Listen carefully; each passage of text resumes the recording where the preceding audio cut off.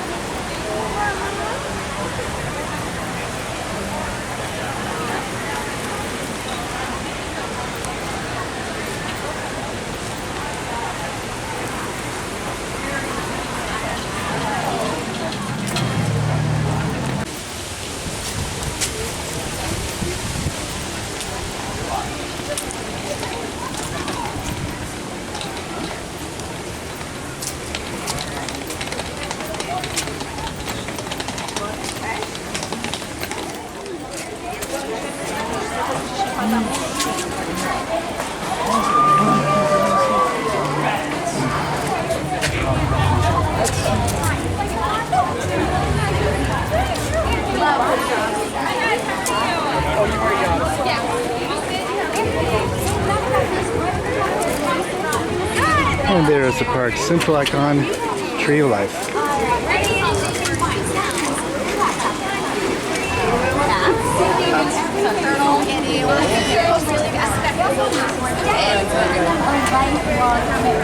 I'm so happy that you guys are here right now to see our birds in action.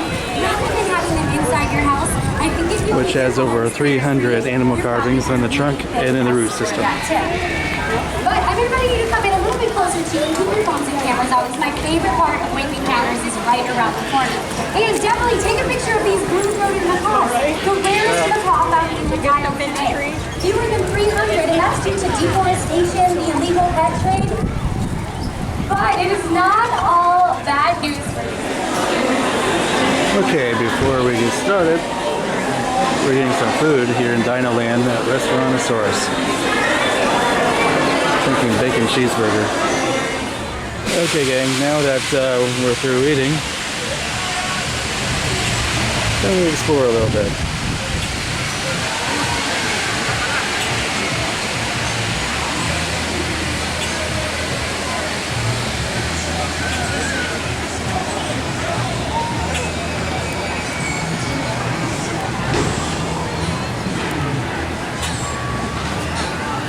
These are storks.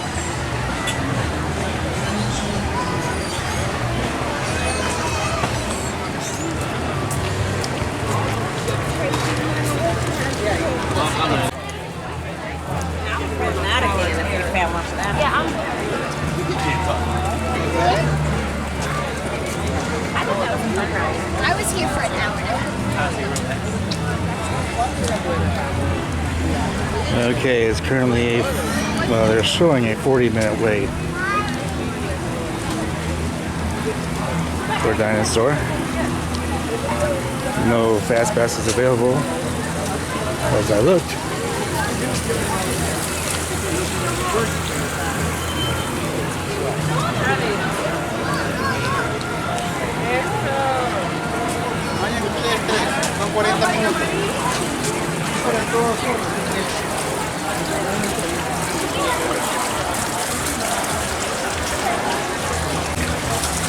Alright, so Dinosaur will have to be next time.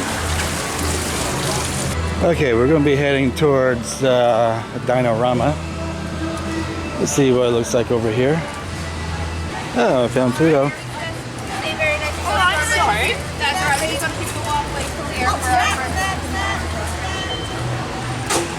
Let's cut through the gift shop. Okay, Dinorama in Primeval World. We were looking at for a wait. It's a 30-minute wait for Primeval World.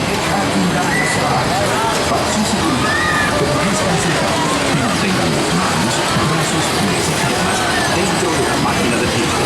Un día los pequeñitos. No recoja un dinosaurio. Gracias.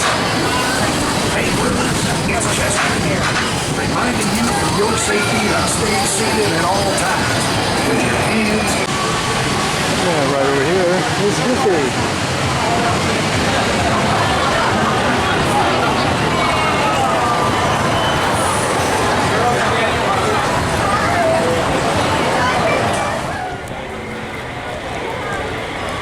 Alrighty, right over here is the viewing area for Rivers of Light. Let's quick overview.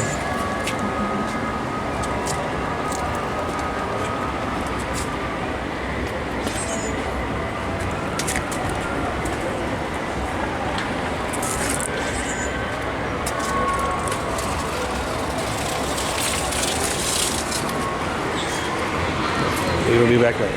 Okay, it's in the wild, the home of Finding Nemo, the musical. Happy birthday. But we're going to have to come back and do that another time.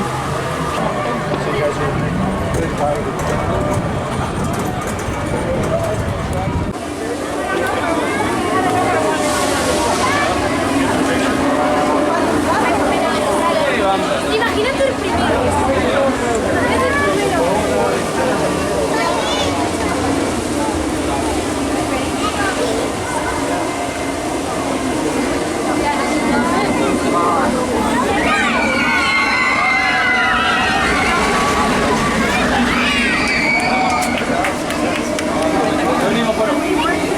Okay, let's see what the wait looks like. Okay, Everest is at a 75-minute wait or a 20-minute wait, single rider.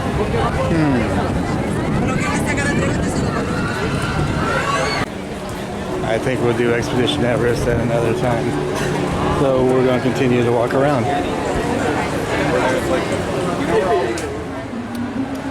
Okay, we were just over on that side, now we're over here.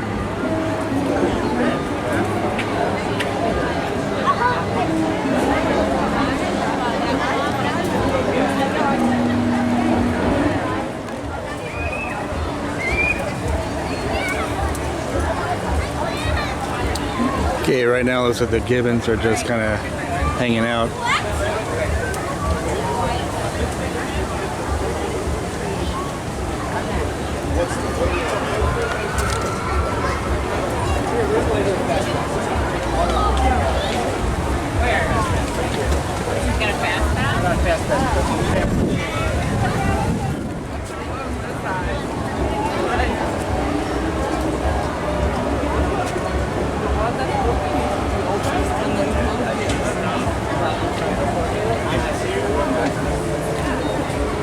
Really one of the best looks of Everest.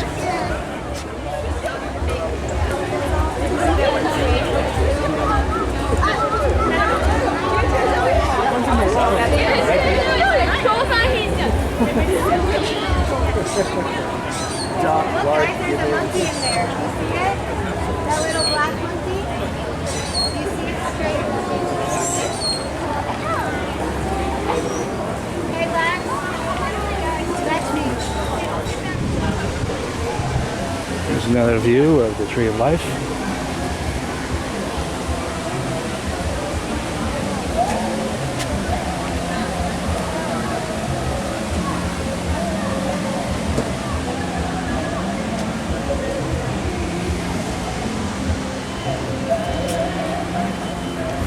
It's a wide open area now. I think because they put the stage in right here. Oh.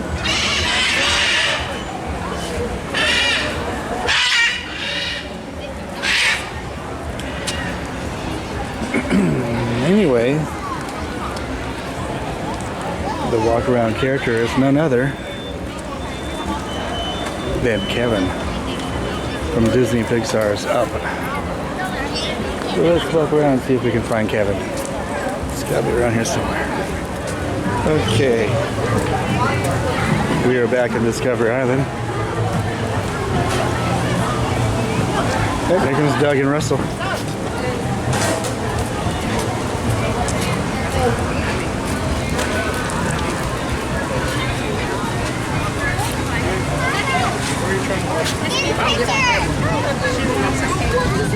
Yeah? He's gotta go somewhere else.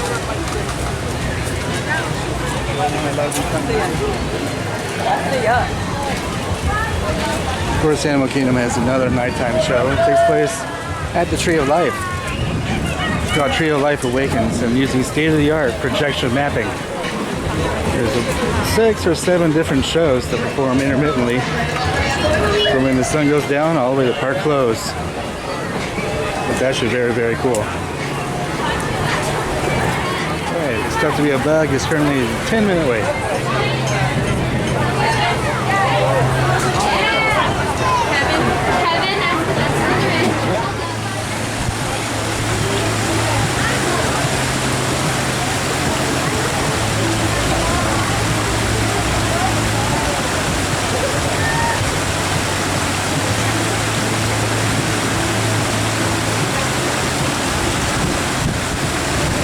will be a ringtail lemur.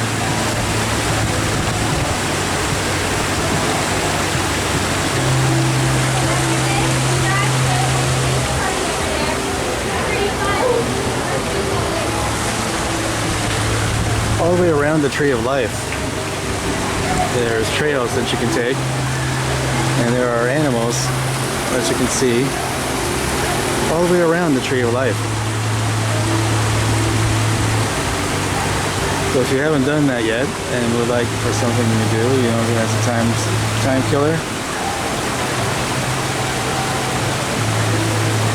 Or if you wanted to see the animals, do take time and look around and explore all the trails surrounding the Tree of Life.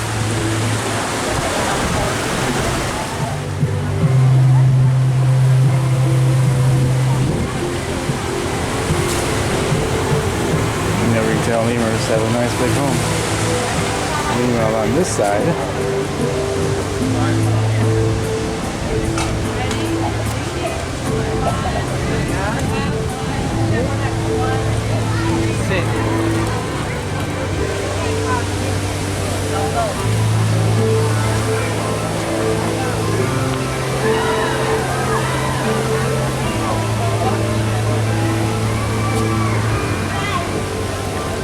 looks like historic though. We got some, we'll be doing some more exploring. There's where we came in. It's also where you go out, right there. Let's get back to the oasis. Circle around back over here.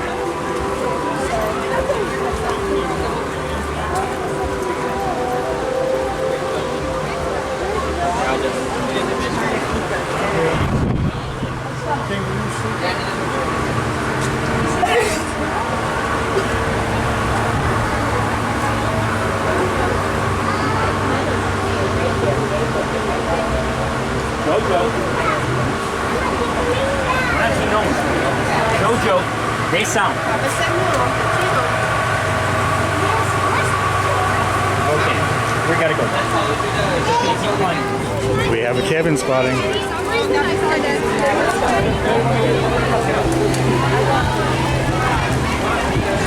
Right in front of us is Kevin.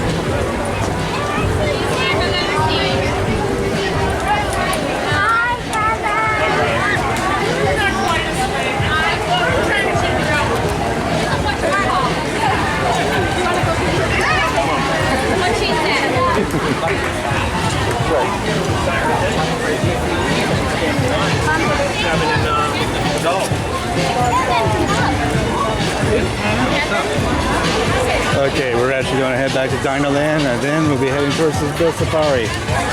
We have a fast pass for us, so we'll be underway out there in a moment. Over here is the Hakuna Matata dance party, which is new. It literally runs all day. And throughout the day, we have different characters coming out to dance with. Which we've got Mito.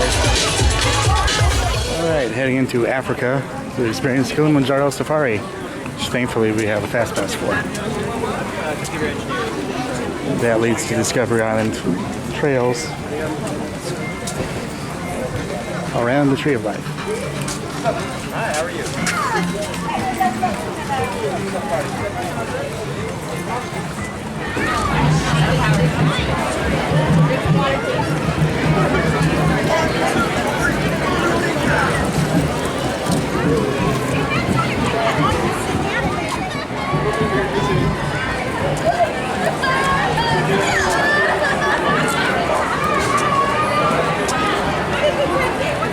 Always busy.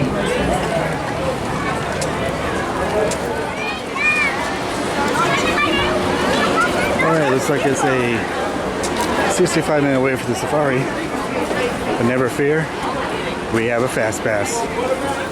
And the animals who live in here are masters of camouflage, especially the okapi out on the right-hand side.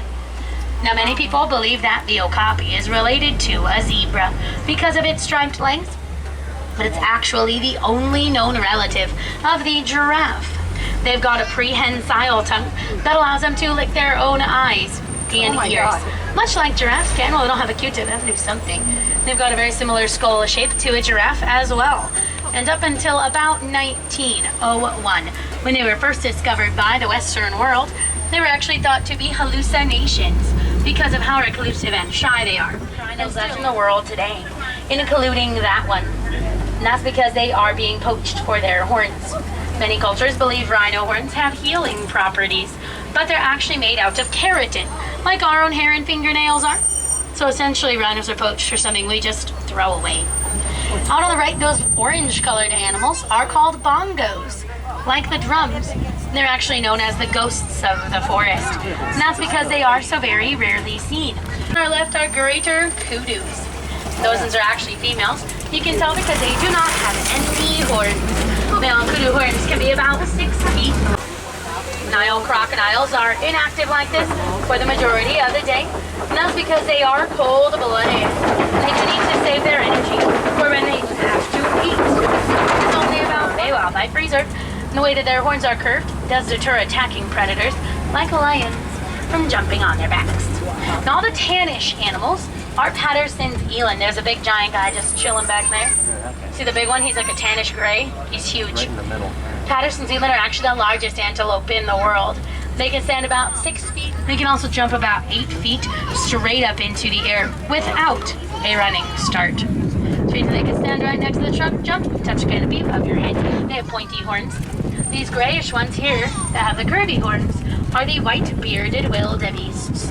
They're also called gnus, after the grunting sound they make. And they actually do get their name, wildebeest, from the Afrikaans word. They really need a tower over everything. The adults can stand anywhere between about 18 and 20 feet tall, making them the tallest animals in the world. And when babies are born, they're usually about 4 to 6 feet tall. However, they do vary a little bit, just like humans. Some are born a little taller than others. Now, the species of giraffes that lives here on the reserve, there's at least 3 more coming up here. The species of giraffes that lives here are the Maasai giraffes. They're one of the 2 most popular species. The other most popular species is a reticulated giraffe. You can actually see it up on the animal's sort of messy-like pattern. The reticulated giraffes have a more smooth pattern. It's almost like a net. Yeah. All their spots are different, just like human fingerprints. Some are lighter, some are darker than others. For example, these 2 out here, these 2 little babies, one of them is a little bit lighter, more orangey than the other one. One is slightly darker as well. So their spots are each pretty unique, pretty different as well. They're 2 little babies. That's why we stopped here, because they're cute. Look at them. Part of what makes those little giraffes continue. Their entire species will go extinct within the next 12 years.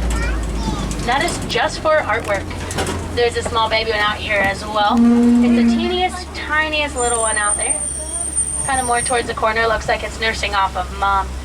The wardens have been keeping tabs on the baby. They're estimating it to be about 2 years old and weigh around 1,500 pounds, which sounds quite large. But in comparison to an elephant, it still has a lot of growing to do. Fully grown female elephants, like the largest one out there, they weigh about 8,000 to 11,000 pounds. If that baby is a male, though, it would weigh about 14,000 pounds once it's fully grown. Now, humans aren't just poaching elephants. They're actually also... Now, they cannot possibly make up the gap that poaching has created, because their pregnancy is about 22 months long.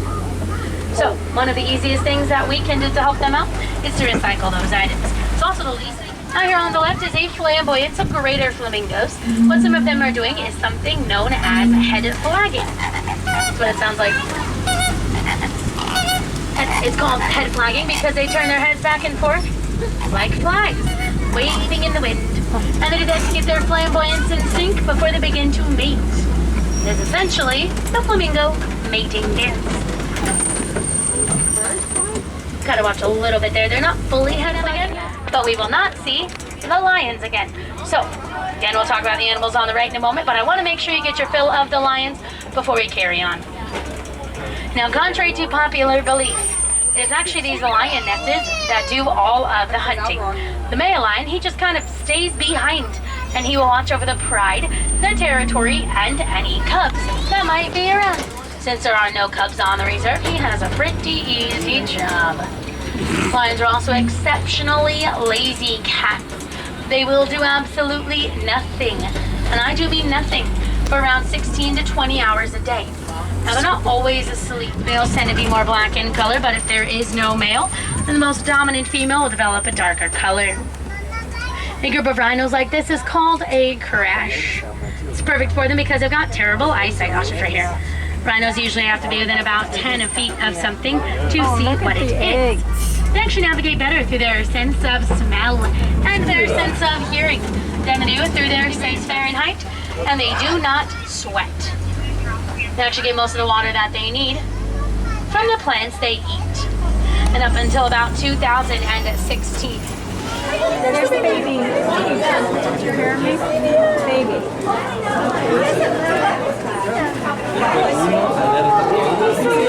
Oh yeah. Oh my God. There's two. Maybe there's no. Oh, you wanted I thought it was behind its ant bed or whatever. Look at them all. Okay, so now we all stare this way. Oh, he put his arm around him.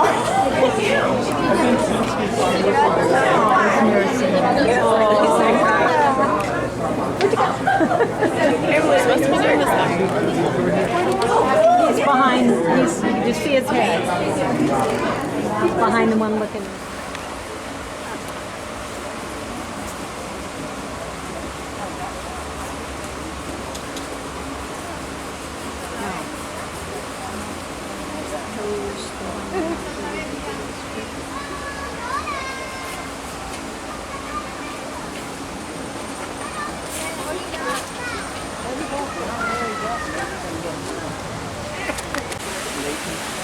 Hours a day and 16 hours a day. Good job, boys. You go run on the big boys on the back foot.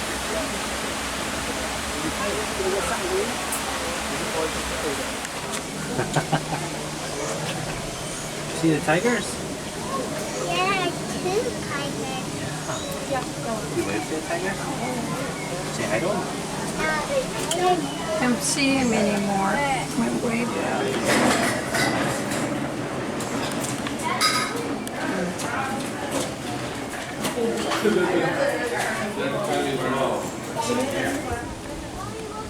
Well, it's the white.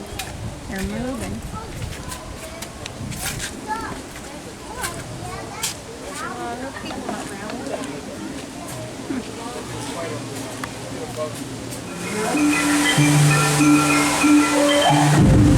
The floating mountains of Pandora. Incredible.